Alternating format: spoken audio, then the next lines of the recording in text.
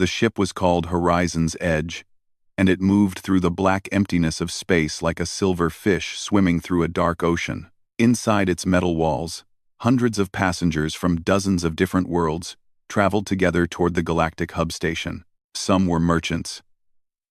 Some were diplomats. Some were families looking for new homes on distant planets. And one was a human named Kang Dowan. Dowan worked in the lower cargo bay. His job was simple. He moved boxes. He checked lists. He made sure everything was in its right place. It was not an important job, and nobody on the ship thought much about him. That was fine with Dowan. He liked being invisible. Humans were still new to the galaxy. Only 50 years ago, they had discovered they were not alone in the universe. Alien ships had come to Earth, and suddenly humans learned that thousands of species had been traveling between stars for millions of years. Compared to the ancient civilizations of the galaxy, humans were like babies taking their first steps. Most aliens looked at humans with confusion. Some looked at them with pity. A few looked at them with disgust. Humans were strange creatures. They laughed and cried too easily. They formed attachments too quickly. They made decisions based on feelings instead of logic. Many species considered this a weakness. Dowan knew what they thought about him. He could see it in their eyes when he walked through the upper decks to deliver packages. The tall, insect-like Noxari would step aside as if he carried a disease. The elegant Korath would give him polite nods but never speak to him. The small Velith would stare at him with their big eyes, curious but afraid. He did not blame them. He was a stranger here, a guest in their galaxy. On the third day of the journey, Dowan finished his work early. He decided to walk through the observation corridor, a long hallway with giant windows that showed the stars outside. Very few passengers came here. Most aliens did not care about looking at space. They had seen it their whole lives. But for Dowan, the view never got old. Earth was somewhere out there, a tiny blue dot lost among billions of stars. He was standing by the window when he heard a sound. It was soft, like a small animal crying. Dowan turned and saw a little girl sitting alone in the corner of the corridor. She was Velith, with pale blue skin and 4 thin arms wrapped around her knees. Her large, dark eyes were wet with tears, and she was shaking. Dowan looked around. There was no one else in the corridor. The little girl was alone.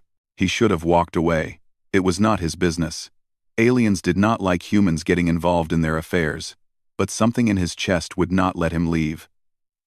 The girl looked so small, so scared. Slowly, Dowan walked toward her. He stopped a few steps away and knelt down so he would not seem so tall and frightening. "Hey," he said softly. "Are you okay?" The girl looked up at him. Her eyes grew even wider. She had probably never seen a human this close before. The window," she whispered in broken galactic common. "So big. So empty. I got lost. I cannot find my mother." Dowan understood. The observation corridor could be terrifying for a child. The windows showed nothing but endless darkness dotted with tiny lights. It was beautiful to him. But for a small girl, far from home, it must have felt like staring into a monster's mouth. "What is your name?" Dowan asked. "Yuna. That is a pretty name." "My name is Dowan." He pointed at the window. "You know what I see out there, Yuna?" "I see 1,000,000 campfires." Yuna blinked. "Campfires?" "Yes.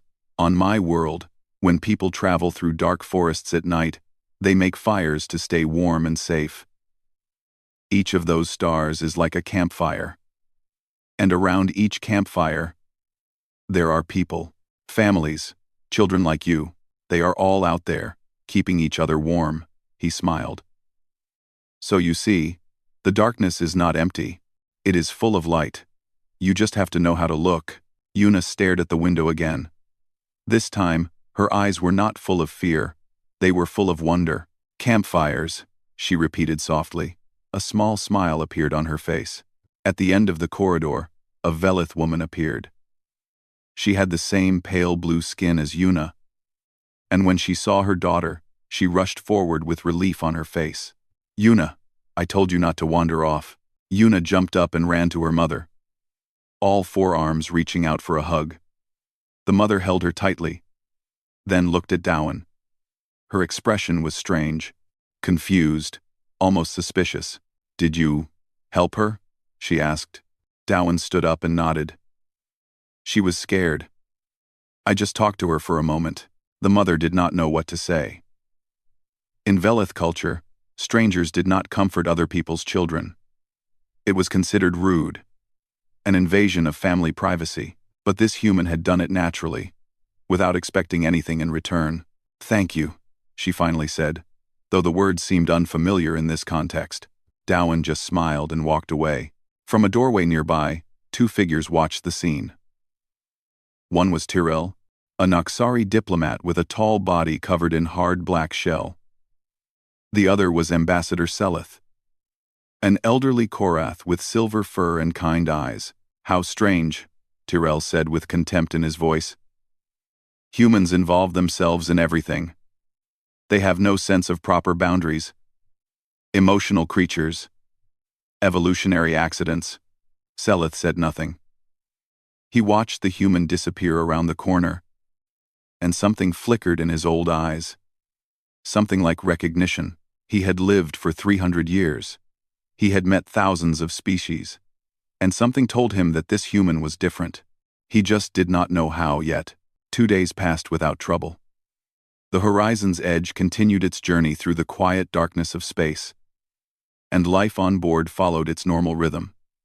Passengers ate in the dining hall, crew members worked their shifts, children played in the recreation rooms while their parents talked about business and politics. Dowan kept to himself in the cargo bay, moving boxes and checking lists. Sometimes he would see Yuna in the corridors. She would wave at him with one of her 4 small hands, and he would wave back.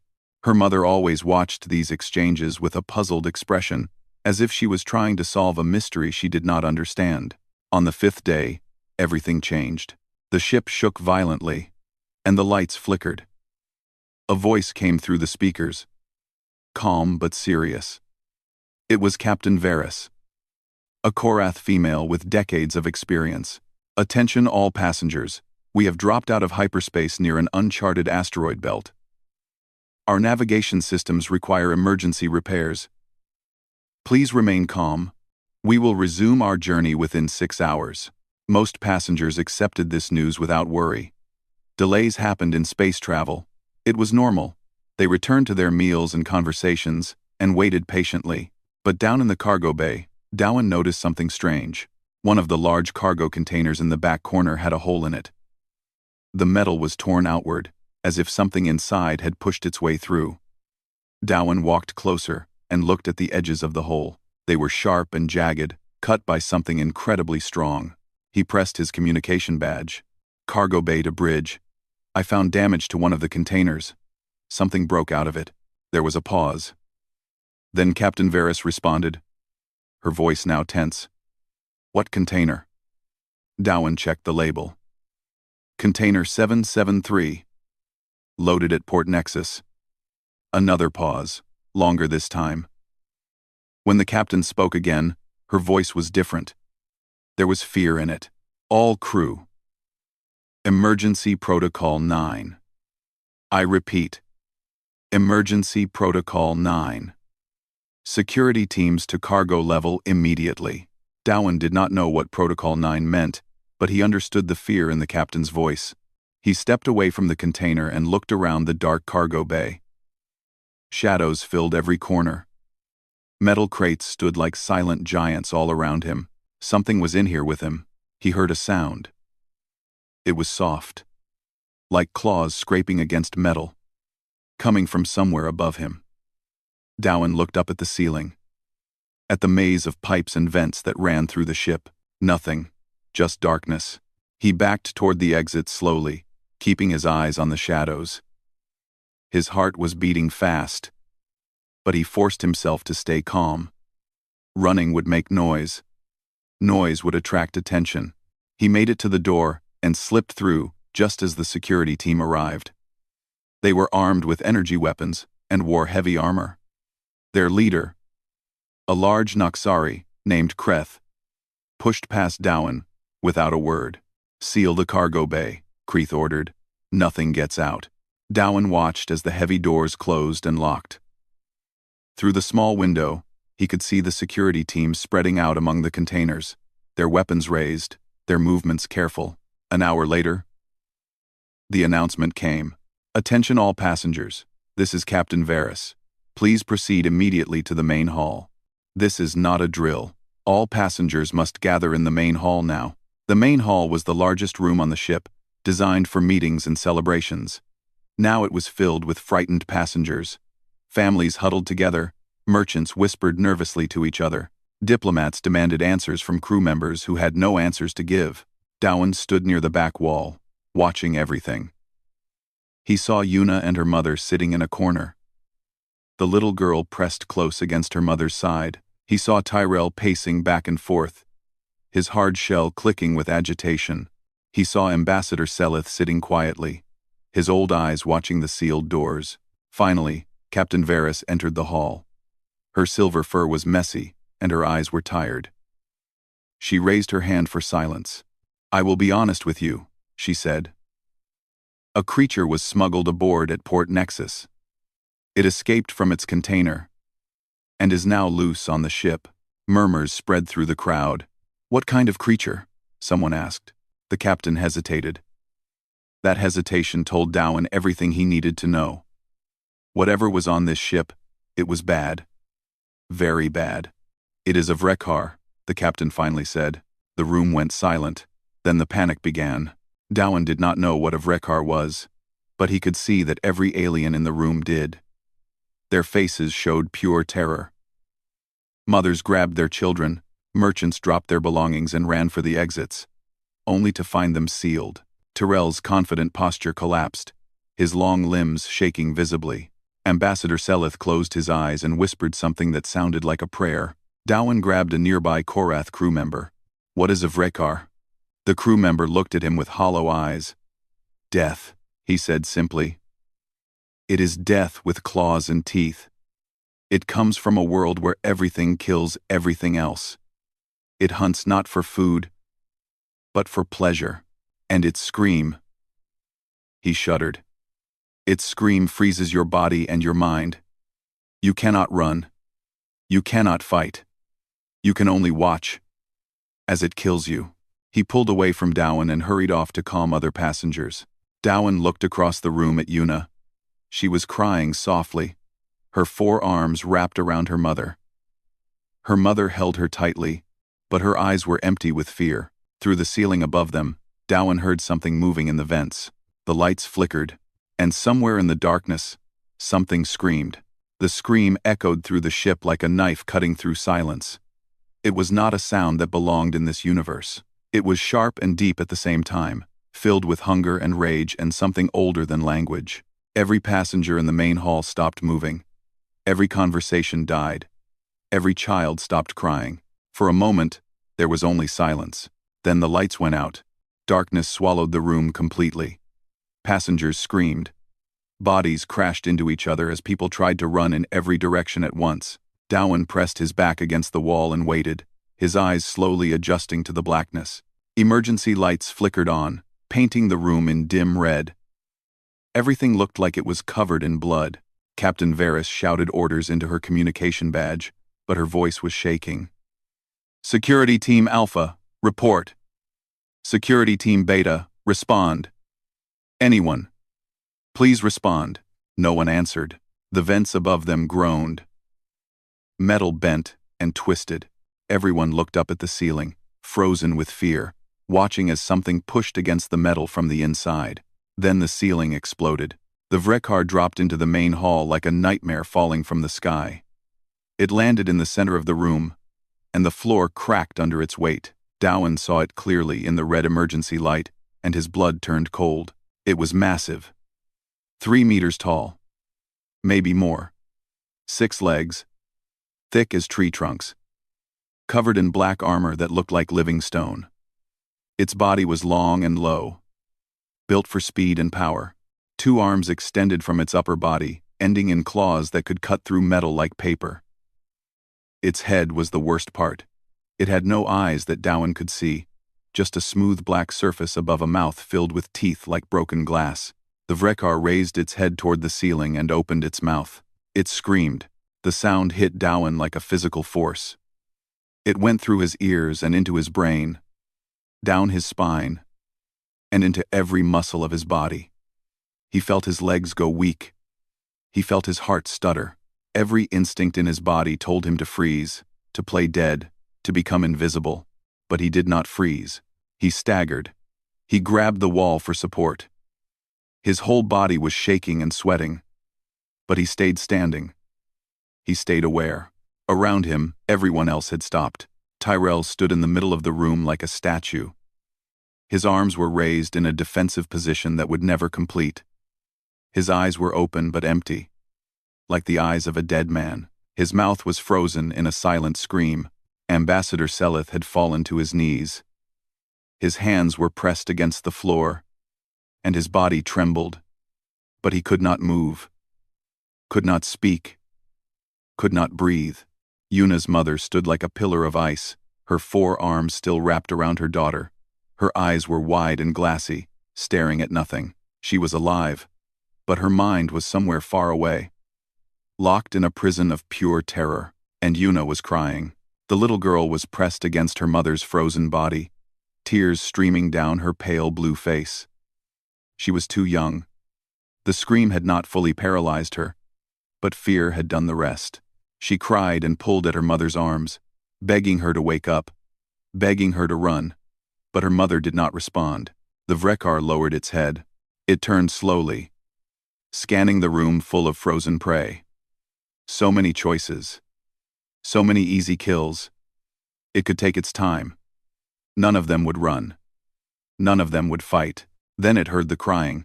The creature's head snapped toward the sound. Toward Yuna, it began to walk. Dowan watched as the monster moved through the crowd, pushing frozen bodies aside like they were furniture. It moved slowly, savoring the moment. Each step made the floor shake. Each breath sounded like wind through a dead forest. Yuna saw it coming. She screamed and buried her face in her mother's chest, but her mother could not hold her, could not protect her, could not even blink. Dowan's body was still shaking. His heart was pounding so hard that he could hear it in his ears.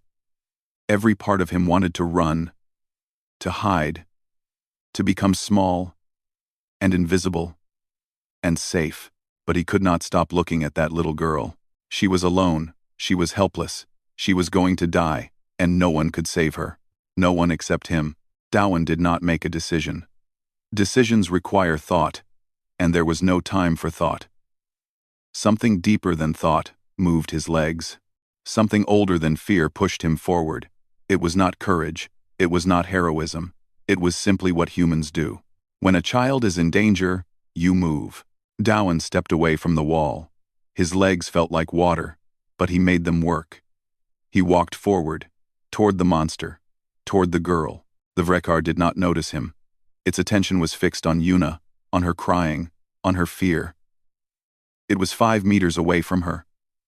Then 4. Then 3. Dowan walked faster.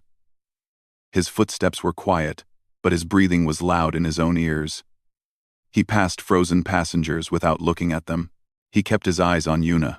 The Vrekar was 2 meters away from the little girl when Dowan reached her. He stepped between them. His back was to the monster. His face was to the child. He could feel the heat of the creature behind him, smell its breath like rotting meat. He knew that at any moment, those claws could cut him in half, but he did not turn around. He knelt down in front of Yuna and looked into her terrified eyes. "Hey," he said softly. "It is okay. I am here now." Yuna stared at Dowan through her tears. Her whole body was shaking. Behind the human, she could see the monster, its massive shape blocking out the red emergency lights. She could see its claws, each one longer than her whole arm. She could hear its breathing, wet and hungry. But Dowan did not look at the monster. He looked at her. "Yuna," he said, his voice soft and calm. "Look at me. Just look at me." She tried to look away, tried to see around him, but he gently cupped her face with his hands. His palms were warm against her cold skin. His touch was steady, even though she could feel his fingers trembling slightly. "Do you remember the campfires?" he asked. Yuna blinked.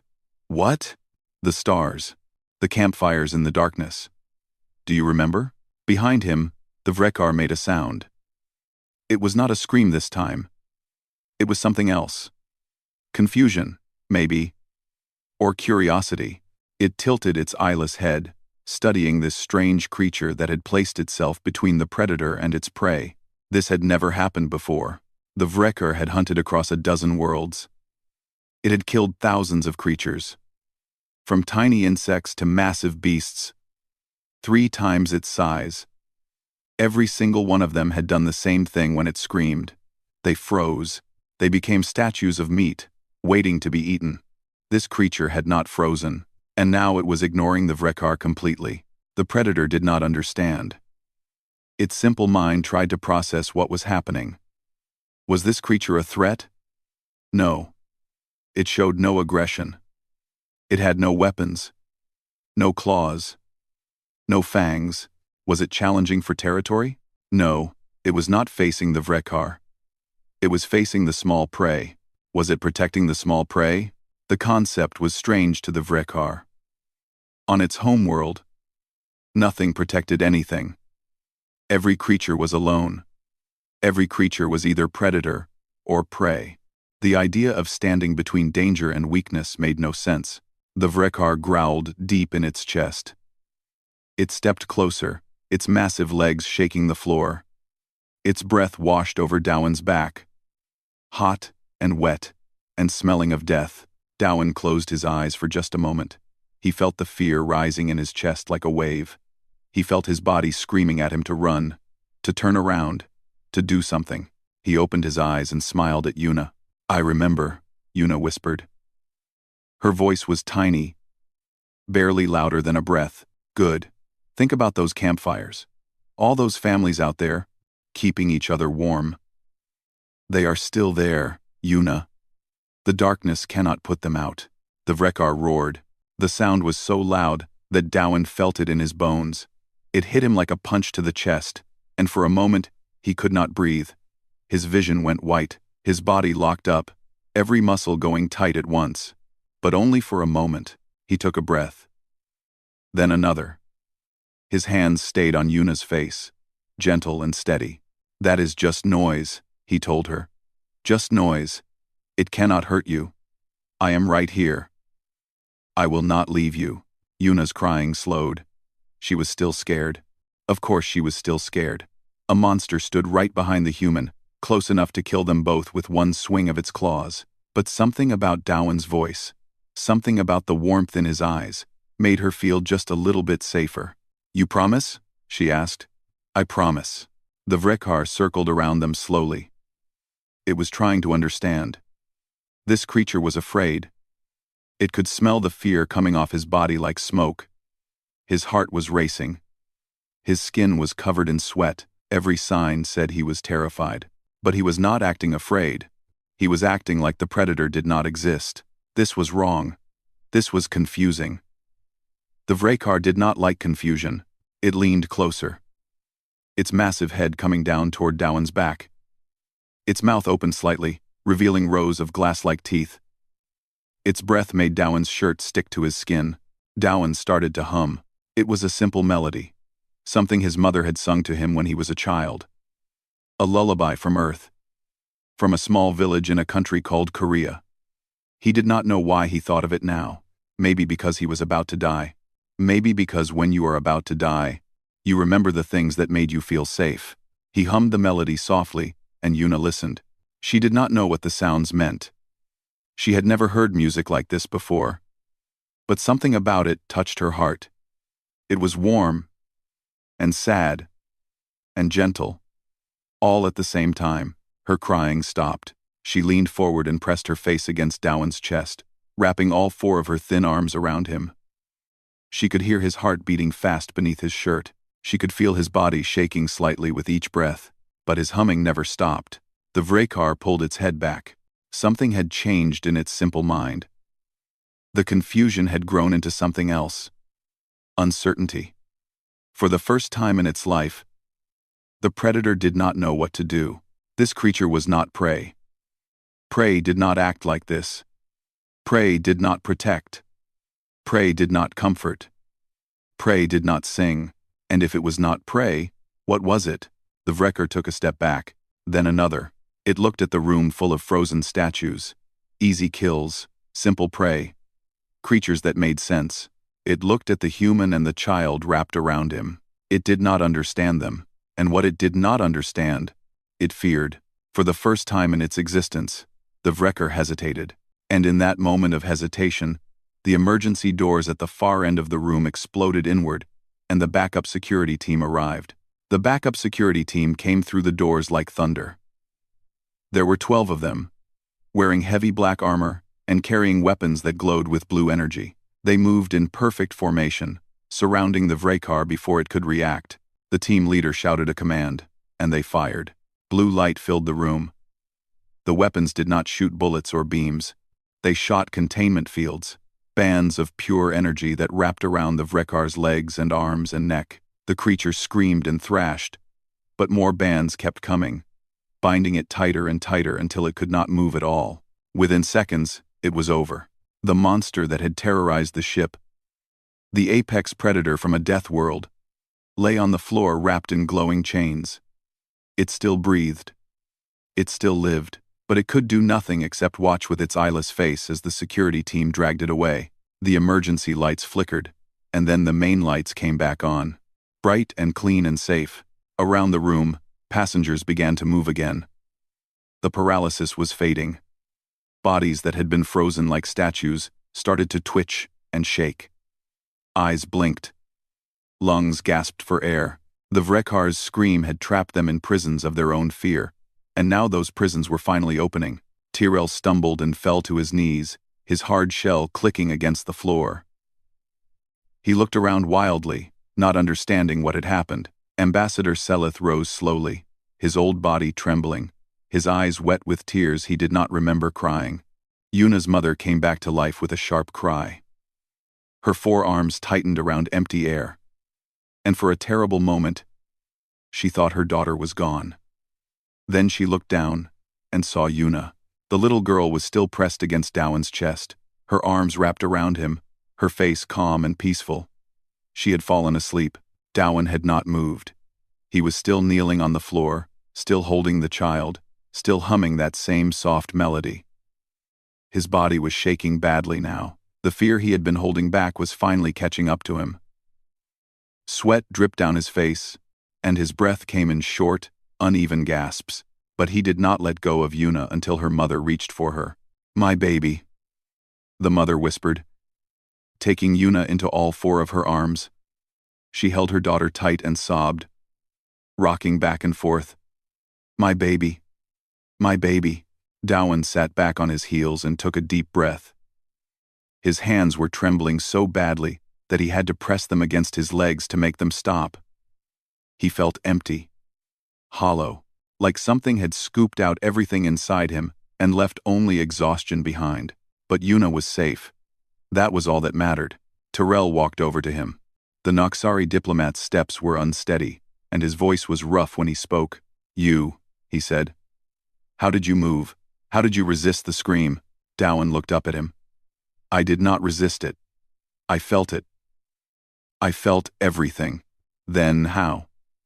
"No species can overcome the Vrekar's hunting call. It triggers the prey response in every known creature. It is biological. Unavoidable." Dowan shrugged weakly. "I was afraid. I am still afraid. But she needed help, so I helped." Tyrell stared at him like he was speaking a language that could not be translated. "That makes no sense." "Fear should have frozen you like everyone else. Logic says you should not have been able to move." "Maybe logic is not everything," Dowan said quietly. Before Tyrell could respond, Ambassador Seleth walked over. The old Korath moved slowly, his silver fur still messy from his time frozen on the floor, but his eyes were clear and bright. And there was something in them that Dowan had never seen before: respect. Seleth lowered himself to one knee in front of Dowan. In Korath culture, This was a gesture of deep honor, usually reserved for great leaders or heroes. "I have lived for 300 years, Seleth said. "I have traveled to 1,000 worlds. I have studied every species in the Galactic Council. I thought I understood humanity. I was wrong." Dowan shifted uncomfortably. "I am just a cargo worker. I did not do anything special." "You stood between a child and a monster," Seleth replied. "You faced death and chose not to run. You felt fear stronger than most beings will ever know. And you used it as fuel, instead of chains." He paused. "Do you know what we call your species in the Council? We call you the emotional ones, the sentimental ones. We say you are controlled by your feelings. We mean it as an insult." He shook his head slowly. "We were fools. Your feelings are not weakness. They are strength. When every logical mind in this room told its body to freeze and die quietly, your heart told you to stand and fight. Not for yourself, for a child you barely knew." He bowed his head. "That is not sentiment. That is something far greater." Dowan did not know what to say. He had never thought of himself as brave or special. He was just a man from a small planet who moved boxes for a living. But Seleth was looking at him like he was something more. Across the room, Una woke up in her mother's arms. She looked around with sleepy eyes, saw Dowan, and smiled. Then she reached into a pouch at her mother's side and pulled something out. It was a bracelet. Woven from Veleth silk, it glowed faintly with soft blue light. Una's mother had made it on the first night of the journey, a traditional gift for family members traveling together. Una walked over to Dowan and held it out. "For you," she said simply. Dowan took the bracelet carefully. It was warm against his skin, and the light pulsed gently, like a heartbeat. "It is beautiful," he said. "Tell your mother thank you." Una shook her head. "My mother says you are family now, and in our culture, you do not thank family, you just stay." Dowan looked at the bracelet, then at the little girl, then at her mother watching from across the room. Something warm spread through his chest, pushing away the last of the cold fear. He slipped the bracelet onto his wrist. "Okay," he said softly. "I will stay."